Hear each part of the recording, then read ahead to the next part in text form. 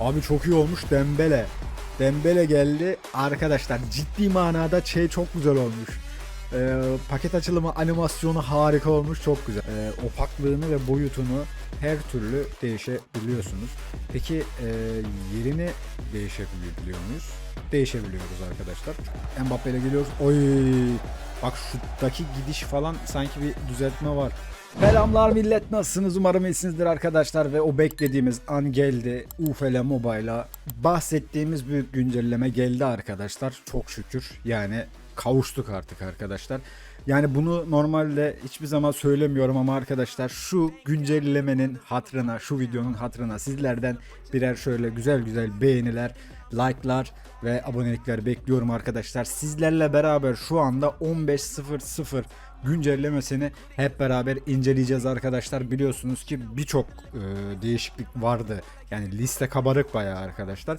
Ve bunun yanında 1.6 GB'lık bir güncelleme geldi. Bu bayağı büyük bir güncelleme.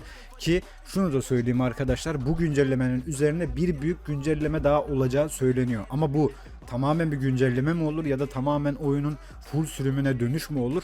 Onu zaman gösterecek arkadaşlar. Sizlerle beraber şimdi en ince ayrıntısına kadar inceleyeceğiz arkadaşlar. Yani ilk olarak arkadaşlar şu bizim arayüzümüzde gördüğüm ilk şey arkadaşlar, renklerde tekrardan bir canlılık var. Onu bir söyleyeyim size. İkincisi o hesabınızın XP durumunu şu anda solda üstte göstermişler arkadaşlar. Gördüğünüz gibi burada bu şekilde ilerlemeyi gösteriyor ve hangi ödülleri alacağınızı da gösteriyor. Yani ilerleme puanınızı burada görebiliyorsunuz arkadaşlar. Soldaki ikon oyun kısmına, yani isim kısmına tıkladığınızda herhangi bir değişiklik yok. Bunu da söylemiş olayım.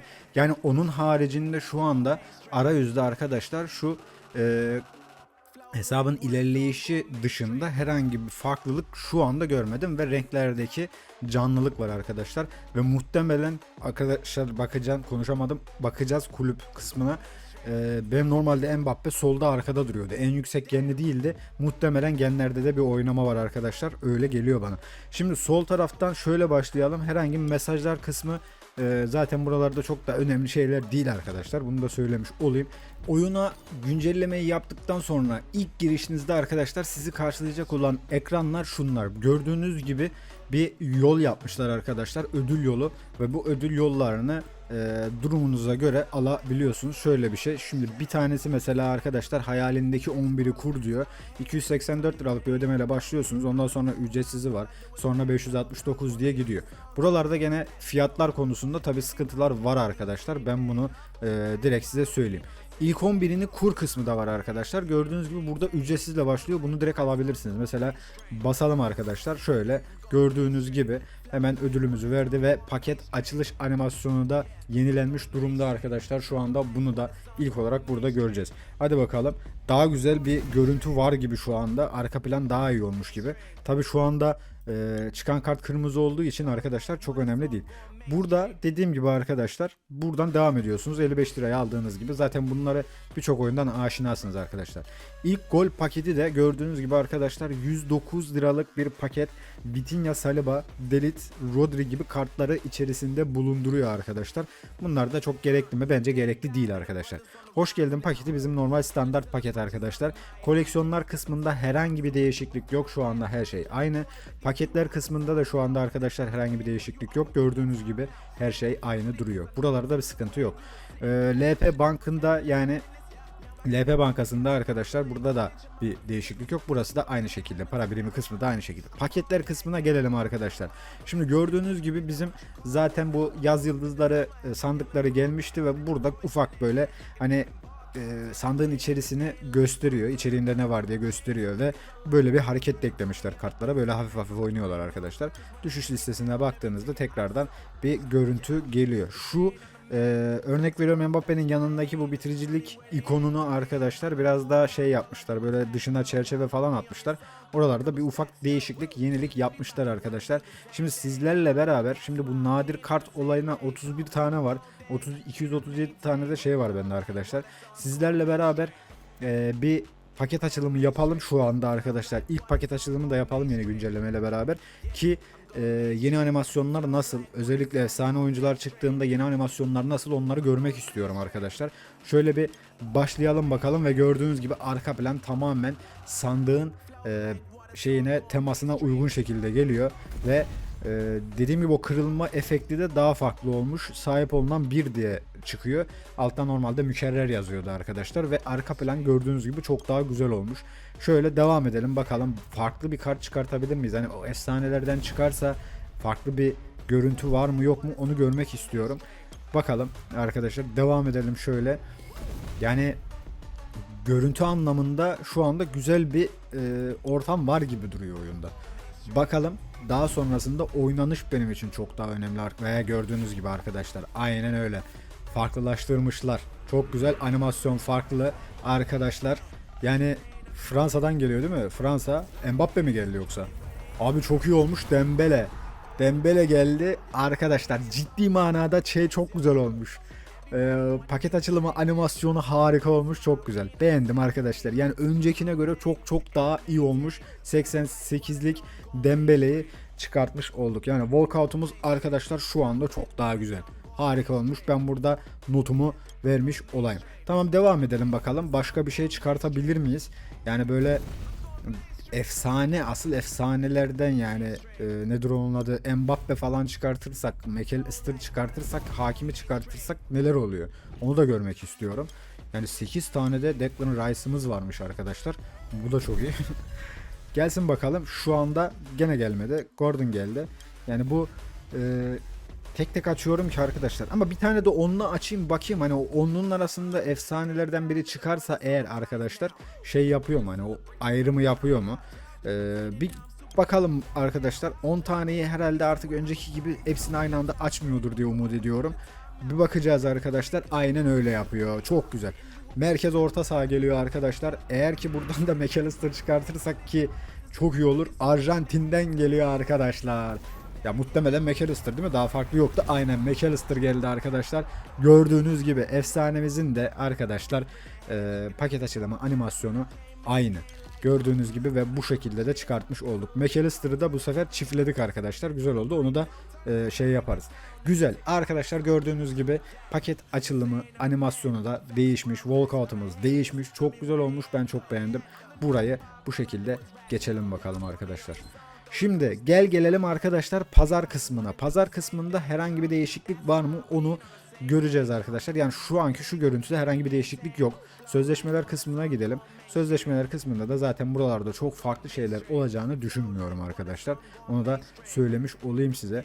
Yani buralarda çok farklı bizi bekleyen şeyler olduğunu zaten dediğim gibi düşünmüyorum. Görevler kısmına gelelim arkadaşlar. Tabi bunlarda yenilecek şeyler, kısımlar vardı. Hani yeni görevler falan gelecekti. Bilmiyorum ki var mı şu anda. Hani herhangi bir şu anda değişiklik görmüyorum. Aynı şeyler duruyor arkadaşlar. Aynı görevler duruyor şu anda. Şöyle de bir gidelim. Hemen şuradan ödülümüzü alalım bakalım. Yani paket açılışı animasyonunun güzel olması çok güzel. Yani hani orada bir ihtiyacımız vardı arkadaşlar ve bu çok iyi oldu. Şimdi pazara baktık, mağazaya baktık arkadaşlar. Görevler kısmında herhangi bir değişiklik yok dediğim gibi. Hemen şu koleksiyonlar kısmına bir bakacağım. Buralarda herhangi bir değişiklik var mı? Dediğim gibi buralarda da çok da farklı bir şey yok arkadaşlar. Ödüller kısmında da bir değişiklik yok gördüğüm kadarıyla. Şimdi biz adım adım arkadaşlar oynanışa geçeceğiz. Oynanışta bizim için çok önemli olan bir husus var. Hem savunma hem paslar arkadaşlar. Paslarda çok büyük sıkıntılar çekiyorduk ve bunları artık düzeltmemiz lazım diye düşünüyorum. Şimdi ben sizlerle beraber hemen şöyle bir kulübe gideyim, takıma gidelim arkadaşlar ve burada oyuncuların en iyi kadroyu anında seçmek için otomatik dizilişi kullan diyor. Tamam, otomatik diziliş eklemişler arkadaşlar en iyi geni oluşturmak için. Güzel. Hani belki böyle aşina olmayanlar için güzel bir olay olabilir. Şimdi McAllister'ı ben şurada direkt bak antrenman ve yükseltme kısmını ayırmışlar arkadaşlar. Bu da iyi olmuş. Şimdi ben direkt yükseltmeye gideceğim ve McAllister'ı şuradan bir yükseltelim bakalım burada herhangi bir animasyon farklılığı var mı arkadaşlar? Gördüğünüz gibi yok. Burada herhangi bir değişiklik yok arkadaşlar. McAllister'ı böyle bir yıldız yapmış olduk. Pas ustası ve uzak top uzmanı var. Ben şu an pas ustası yapacağım bunu arkadaşlar. Pasa ihtiyacımız var biliyorsunuz. Ve antrenman kısmını da değiştirmişler arkadaşlar. Gördüğünüz gibi şu anda burada hangisini kullanacaksanız onu direkt seçebiliyorsunuz. Max diyelim. Gördüğünüz gibi arkadaşlar 10 seviye yapmış oldu ve 47.000 CP gösteriyor. Tamam, hangisinden kullanıyor? 84 tane 500'den. Yok, o olamaz ya. Kullanılan diyor. Bu ne? Yani kaç tane kullanmış oluyorsun? O benim elimdeki 35 tane kullanmış oluyor. Tamam, şöyle de yapalım arkadaşlar ve fulllemiş olalım McAllister'ı şu an için. 10. seviyeye yaptık. Buralarda ufak ufak böyle bir değişiklikler var gibi duruyor. Şu an 10. seviye yapmış olduk McAllister'ı ve 99 seviyeye çıkarttık arkadaşlar McAllister'ı. 1710 kaç olduk? 16. Sanki 1720'lerde falandım ben. Burada artış varken düştü mü acaba diye düşünüyorum şu anda. Aslında çok da düşüklük yok. Varmış ya. Roberto Carlos'un arkadaşlar bende 100 geni vardı. Şu anda 93'e düşmüş. Gördüğünüz gibi. Yani oynamalar var arkadaşlar genlerde. Bunu size söylemiş olayım. Roberto Carlos bende 100'dü. Şu anda 93 arkadaşlar. Gördüğünüz gibi. Demek ki bir şeyler oynanılmış. Dizilişlere bakacağım arkadaşlar. Yeni diziliş var mı? Gördüğüm kadarıyla yeni diziliş gene yok arkadaşlar. Bunlar aynı duruyor. Tamam, olsun bakalım. Rollerde herhangi bir farklılık var mı? Burada da yok arkadaşlar. Buralar aynı duruyor. Yani şuralarda teknik direktörleri tabii ben yapamıyorum şu anda ama herhangi bir farklı bir şey yok arkadaşlar burada. Futbolcular listesine bir gidelim bakalım. Buralarda herhangi bir şey var mı? Ya da takas dışını farklı bir şekilde yapabiliyor muyuz? Buralar hala aynı arkadaşlar. Bunlarda herhangi bir değişiklik yok gördüğünüz gibi. Özelleştirmeye gidelim bakalım. Özelleştirme kısmında evet, arka planımız değişmiş arkadaşlar. Gördüğünüz gibi bir stadyum efekti ve daha hareketli olmuş arkası. Bu da güzel. Gayet iyi olmuş diye düşünüyorum arkadaşlar. Bizim burada yeni şeylerimiz de var da şu formamız benim daha çok hoşuma gidiyor. Toplara bakalım arkadaşlar. Toplarda herhangi bir değişiklik yok. Stadyumlarda hala eklemeleri yok arkadaşlar. Bunlar eksi yazar ama buralarda farklı şeyler var mı? Buralarda da aynı duruyor arkadaşlar. Yani herhangi bir değişiklik yok. Numarayı değiştirme, ayakkabıyı değiştirme ve eldiven kısmı kaleci için geçerli bu tabi. Buralarda da bir değişiklik görmedim arkadaşlar. Ben şimdi ayarlar kısmına gideceğiz ki ayarlar kısmında biliyorsunuz arkadaşlar bizim beklediğimiz şey şu: kontrollerin kurulumu. Ve gördüğünüz gibi arkadaşlar joystick kurulumu direkt hatta bizi karşılıyor. Kontroller konumu ve boyutu kurulumu yap diyor arkadaşlar ve gördüğünüz gibi buralarda şu şekilde opaklığını ve boyutunu her türlü değişebiliyorsunuz. Peki yerini değişebiliyor muyuz? Değişebiliyoruz arkadaşlar. Çok güzel. Gayet iyi. Şu an ben bir iptal diyeceğim. Şu an şey yapmak istemiyorum. Bozmak istemiyorum onları. Belki benim için şu anda önemli olan şey opaklık olabilir arkadaşlar. Opaklığı kısarsak çok daha iyi olur. Yani zaten artık her şey ezberlenmiş arkadaşlar. Bunları çok da kullanmaya gerek yok gibidir. Ya bu her seferinde bunu yapmak zorunda mıyız acaba? Şöyle de savunma kısmını da şey yapalım, opaklıklarını düşürelim arkadaşlar ve gördüğünüz gibi onayla dediğinizde zaten ayarlar yapılmış oluyor arkadaşlar. Ben bunu çok seviyorum. Opaklık olayı gerçekten ciddi manada önemliydi. Şimdi joystick kısmında herhangi bir değişiklik yok. Mini harita aynı şekilde duruyor. Pas rotası ve şut rotası, yani o pas ve şutlardaki çıkan çizgi arkadaşlar.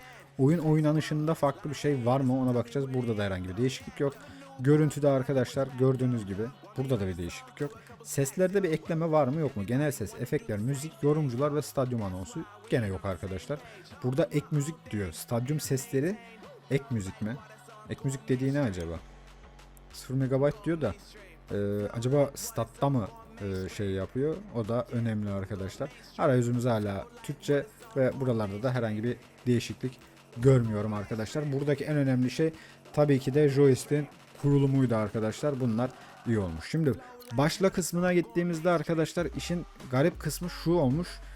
Normalde sıralama Rivals başlamıştı. Rivals'ı tekrar sıfırlamışlar arkadaşlar. Yani ben altını geçmek üzereydim galiba. Şu anda yeni güncellemeyle beraber arkadaşlar sıralama Rivals kısmı tamamen sıfırlanmış gördüğünüz gibi. Şimdi ben ilk etapta şöyle şuralardaki olay sanki değişmiş gibi geldi bana. Aynen buradaki bir görünüm daha farklı. Turnuvalar diyor. Bu ne ya? İlerleme tablonun zirvesinde bitir ve ödülleri kazan. Az bir dakika. lig atladıkça arkadaşlar anladığım kadarıyla buna çevirdiler olayı, güzel. Yani arkadaşlar şu anda biz yarı pro ligdeyiz. Bak bu çok güzel olmuş. Bu yazılmamıştı. Ben hatırlamıyorum şu anda bunu. Arkadaşlar turnuvalar kısmında, yani şu an şurada oynadığınız ligde arkadaşlar, şeyi atladığınızda, klasman atladığınızda gördüğünüz gibi UFL Pro Ligi ve UFL Elite Ligi diye devam ediyor. Yani en azından kariyer maçlarının bir amacı olmuş, bir hedefi olmuş arkadaşlar. Şu anda çok güzel oldu. Ama burada hani ödülleri falan gösteriyor mu? Göstermiyor. Turniva yazmışlar bir de. Yazamamışlar onu. Onun haricinde şuralarda var mı arkadaşlar? Bak gördüğünüz gibi ben buradan maç kazanmam lazım. Bu ne ya? Kümede kalıyoruz herhalde. Terfi'de gördüğünüz gibi arkadaşlar ilk 3 terfi ediyor. En iyi futbolcular demişler ve maç geçmişi demişler. Güzel. Sıkıntı yok. En iyi futbolcular kısmında da herhalde istatistiklerle beraber bakılıyor. Bak buralar güzel olmuş. Şu terfi işleri, düşme, kalma işleri güzel olmuş. Bak bunu beğendim. Harika. Onun haricinde başka bir şey var mı burada arkadaşlar? Gördüğüm kadarıyla yok. Yani biz bunu acaba, şimdi ben şurada kalırsak bir şey de yok. Herhalde burada düşüyor muyuz arkadaşlar? Düşüyoruz herhalde ya. Anlamadım da. Şimdi sizlerle beraber arkadaşlar bir gideceğim. Bakalım kariyer maçında, paslarda ya da grafiklerde, oynanışında herhangi bir değişiklik var mı? Özellikle bizim beklediğimiz şey paslardı arkadaşlar. Paslar çok kötüydü. Ki bunu ben kariyer maçlarında daha iyi yaşıyordum. Orada bile problem yaşıyorduk. Şimdi bakalım arkadaşlar neler yaşayacağız. Bu görüntülerde farklılık var mı? Şu anda burada ben görmüyorum. Şu oyuncunun yanındaki özel yetenek kısmı güzel olmuş. Daha böyle farklılaştırmış ortamı. Ve maça gidiyoruz arkadaşlar. Şu anda gördüğüm kadarıyla herhangi bir farklılık yok grafiklerde. Yani şu anki görüntüde, animasyonda herhangi bir değişiklik yok arkadaşlar. Şu an aynı devam ediyor. Şöyle hafif bir sesini açayım. Müzik kısmı dediği acaba neydi ya? Şu tribün sesleri sanki biraz daha farklı olmuş gibi geliyor bana. Neyse. Buralarda anladığım kadarıyla arkadaşlar çok büyük bir farklılık yok şu anda. Görüntüleri görüyorsunuz zaten. Bir atlayalım bakalım. Anladığım kadarıyla buralarda herhangi bir şey yok arkadaşlar. O zaman maça başlayalım. Umarım dediğim gibi yani şöyle hem savunma anlamında hem şeyde paslarda daha iyi şeyler yaşarız diye düşünüyorum. Savunma sanki hala çarpışmalar devam ediyor gibi. Bakalım neler yaşayacağız. Orta geldi. Van de Ven'le uzaklaştırdık topu. Mbappe ile geliyoruz. Ve özellikle arkadaşlar dediğim gibi hani bu şeylerde oyuncunun gücünün düşmesi gibi durumlar daha çok düzeltilmişti. Bu arada Mbappe ile geliyoruz. Oy! Bak şuttaki gidiş falan sanki bir düzeltme var. Yani şut sanki daha bir farklı gitti geldi bana. Şu anda arkadaşlar bir deneyeceğiz tabii daha fazlasıyla. Pasların gidişini çok şey yapıyorum, merak ediyorum ya. Yani bu çok inanılmaz derecede şu anda iyi bir pas değildi zaten de. Yani daha seri gibi duruyor arkadaşlar şu anda oyun. Bana öyle geldi. Bak bu topun gitmesi çok iyi oldu. Messi ile vurduk bu arada. Çimdeki dokular arkadaşlar sanki daha farklı gibi geldi bana ve aralardaki animasyonları eklemişler. Bunlar normalde betanın ilk betasında vardı arkadaşlar. Ve şu anda gördüğünüz gibi ya bu eğitimi geç, bana ne eğitimi veriyorsun ya? Kardeş bırak onu, bırak. Ya arkadaş ne alaka ya? Şöyle atalım mı? Atalım gitsin ya. Şunları bir kaldırsan mı?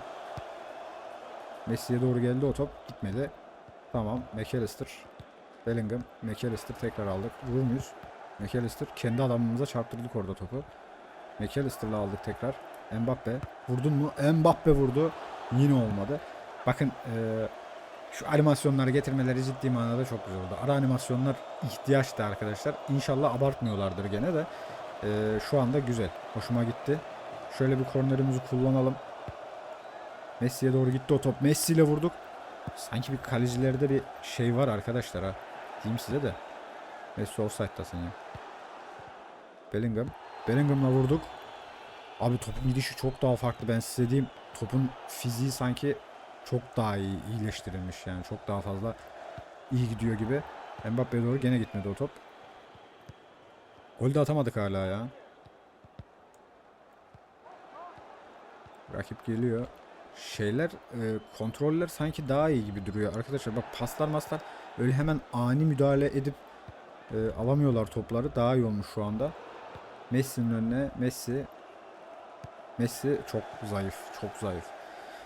Dediğim gibi çimin şu özellikle kale arkasındaki çime bakarsanız arkadaşlar sanki biraz da çimlerde falan da oynamalar var gibi geldi bana. Şöyle Vinicius'la atalım. McAllister. Mbappe. Messi'nin önüne. Messi. Çok iyi. Messi. Plaseyi yaptık. Hadi be. Vini. Mbappe. Oradan da olmaz o kadar da. Bence arkadaşlar şu anda oynanış çok daha akıcı. Paslar en azından öncekine göre çok daha iyi gidiyor. Ve bombacı plase olayı şu an eskisine nazaran bir öncekine nazaran daha iyi arkadaşlar. Yapıyor yani. Öncekinde mesela güncellemeden önce çok yapamıyorduk. Vuramıyordu toplara neredeyse. Şöyle Mbappe ile gidelim. Bakalım gol sevinci bir şey var mı ya? Mbappe ile attık. Bakalım yeni gol sevinci var mı? Ya bu ilk gollerde genelde olmuyor zaten arkadaşlar. Animasyon hep aynı ilk golde. Tamam, güzel. Golümüzü atmış olduk. Ya şu kariyer maçlarında gerçekten klasman atlıyor olmak, 4 farklı lig yapmaları çok güzel olmuş. İyi düşünülmüş bir olay arkadaşlar. Bekliyorum. Hadi bakalım. Son dakika olayı var mı hala? Süre yavaşladı arkadaşlar. Süre yavaşladı. Bak bitmedi hala. İyi be, çok şükür şunu atlattınız artık ya. Vallahi şunu atlattınız, çok güzel oldu. Yani şu son dakikadaki top galeye giderken falan biten maçlar çok can sıkıyordu. Şu anda bu düzeltilmiş arkadaşlar. Çok iyi oldu. O zaman ikinci yarıda oynayalım. Bakalım farklı bir kamera şeyi var mı ya? Herhalde yoktur diye tahmin ediyorum. Aynen, kameralar aynı arkadaşlar. Şu anda yok paslar gerçekten ciddi anlamda düzelmiş arkadaşlar. Yani eskisine göre çok daha iyi. Şu an ben kötü bir pas attım da eskisine göre çok daha iyi. Mbappe ile aldık. Mbappe ile vurduk. Bak şutlar, kalecinin yer tutması falan çok daha iyi, pozisyon alması. Müdahaleler falan çok daha iyi duruyor şu anda. Oyun abi ne derseniz deyin gelişmeye devam ettikçe çok daha iyi olacak. Şu anda ben hoşuma gitti açıkçası. Burada niye kaptırdın onu ya? Şu anda beklediğim kadar var arkadaşlar. En azından dediğim gibi çok daha rahat bir oyun oynayabileceğiz. Öyle görünüyor. Bellingham'da atamadık onu. Şey olarak daha iyi duruyor. Oynanışın akıcılığı, paslar, şutları çok beğendim. Şutlardaki top fiziği çok daha iyi. Ee, Görüntülerde herhangi bir değişiklik yok arkadaşlar. Yani bak, demek ki yapıyor arada sırada yine. Messi, Mbappe, tekrar Messi'ye, Messi'den tekrar Mbappe'ye. Mbappe vurduk. Şeyler daha iyi ya. Kaleciler şu anda daha iyi. Ve şutlar öyle istediğiniz gibi her zaman sert de gitmiyor arkadaşlar. Ya oyunda bir denge oluşturulmuş gibi duruyor şu an. Ben kesinlikle burada çok fazla aşırı derecede eleştireceğim bir şey yok gibi duruyor şu anda gördüğüm kadarıyla arkadaşlar. Tabi oynadıkça daha çok fark edeceğiz bir şeyleri ama Bellingham, Mbappe vurduk. 2'yi de attık. Ya gol sevinci getirin artık ya. Farklı farklı gol sevinçleri. Bunlar hep aynı artık ya. Yeni şeyler getirin de yeni şeyler görelim. Yani arkadaşlar tabii ki zamanla çok daha iyi olacaktır. Ben şunu söylüyorum. Biliyorsunuz artık birçoğunuz. İçerik üreticisi programına dahil oldum ve oyunun gelişmesi adına elimden geleni yapacağım. Ve sizler de dikkatinizi çeken şeyleri kesinlikle yazın arkadaşlar. Ben gözümden kaçan şeyleri sizlerden geldiğinde emin olun ulaştırmaya çalışıyorum. Bellingham'la vurduk. Yine kaleci. Ulaştırmaya çalışıyorum. Gördüğünüz sorunları arkadaşlar bana yazın bir şekilde. Ya videonun altına yazın ya da topluluktan yazın arkadaşlar. Ona göre hepsine bakalım. Carlos'la aldık. Alamadık. Şu çarpışma olayını bir çözemediler ya. Şu çarpışma olayı çok sinir bozucu. Çok basitleştiriyor olayı. Bunu düzeltmeleri lazım. Ya mesela yani bir sonraki güncelleme için direkt yazılabilecek olan bir mevzu. Aslında bunlar çok yazıldı da işte bazen atlanabiliyor arkadaşlar. Ya da çok dikkate alınmıyor. Onun için bunları tekrardan yazmamız lazım. Şöyle aldık topu. Mbappe geldin. Mbappe nasıl offside ya? Yani ben beğendim arkadaşlar. Şu an gelen yenilikler falan kötü değil. Paslar bir nebze daha iyi. Tabi ara ara ufak tefek yine hatalar var. Şutlar çok daha tatlı geldi benim gözüme. Şeyleri de bombacı plaseleri de yapabiliyor olmamız şu anda çok daha güzel. Ee, Benim hoşuma gitti ya. Bu bir süre daha böyle daha hoşumuza gidecek gibi duruyor arkadaşlar. Ve gördüğünüz gibi 91-34'ü gördük. Yani orada o şeyi bitirmedi. İlk yarıda da gördünüz. Bakalım hani bu şeylerin maçların sonunda herhangi bir farklılık var mı, değişiklik var mı? Onları da bir görelim. Daha sonrasına bakacağız arkadaşlar. Yani şu anda e, güncellemede aslında beklenilen şeyler yapılmış arkadaşlar. Ben çok da zaten şeyi beklemiyordum. Hani çok aşırı grafik şeyleri olsun, işte animasyonlar, tasarımlar falan çok daha farklılaşsın diye bir şey beklemiyordum. Ben bu güncellemenin zaten ağırlık olarak arkadaşlar oynanışa gideceğini biliyordum. 28 puanda kalmışız. Yani ben şimdi bir alta mı düştüm, yukarıya mı çıkıyorum? Yok, hala oradaymışız. Tamam, demek ki terfi ettin mi çok da şey yap. Bu ne ya? Bunları bir düzeltmeleri lazım. Burası çok kötü. Yani gördüğünüz gibi arkadaşlar şu anda şu ödül kısmında ne varmış? Şu oyunu şöyle bir başlatayım da tekrar bir çıkış yapayım arkadaşlar. Bakayım burada ödülü alırken falan farklı şeyler oluyor mu? Hemen şöyle hızlıca oyundan çıkalım. Bekliyorum. Şöyle çıkalım. Şuralarda çok bekliyor. Daha buraları hızlı yapmaları lazım. Yani maçtan ayrıl dedim mi tamam çık yani. Bu sonuçta online mod değil. Şey değil. Direkt şey yapması lazım. Çıkartması lazım ama çıkartmadı. Ve ödülleri normal direkt standart veriyor arkadaşlar. Onun haricinde başka bir şey yok mu? Aynen buralar normal standart veriyor. Şuradaki animasyon güzel olmuş. Zıplaya zıplaya gidiyor bir şeyler. Güzel arkadaşlar. Şu anda benim gördüğüm kadarıyla güzel şeyler var. Güzel şeyler olur bu saatten sonra. Yani dediğim gibi her güncellemede üstüne koyacaktır arkadaşlar ve sizin gördüğünüz sorunları, sıkıntıları, problemleri kesinlikle bana yazın. Ben ileteyim. Dediğim gibi direkt yöneticilerle görüşüyoruz.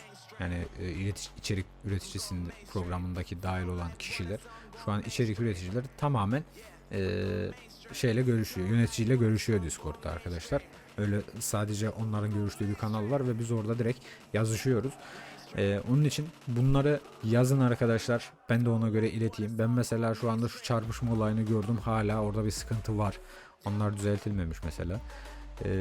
Ama şuradaki görüntü falan çok daha iyi olmuş. Biraz daha canlılık olmuş. Ama şeyi hala yapmamışlar. O bir eksi hala benim gözümde. Şu yazı fontları. Yazı fontları hala düzelmemiş. Bunları niye düzeltmiyorlar? Ya da tam sürüme mi bırakıyorlar bilmiyorum ama o gerçekten benim gözüme batıyor yani bunlar.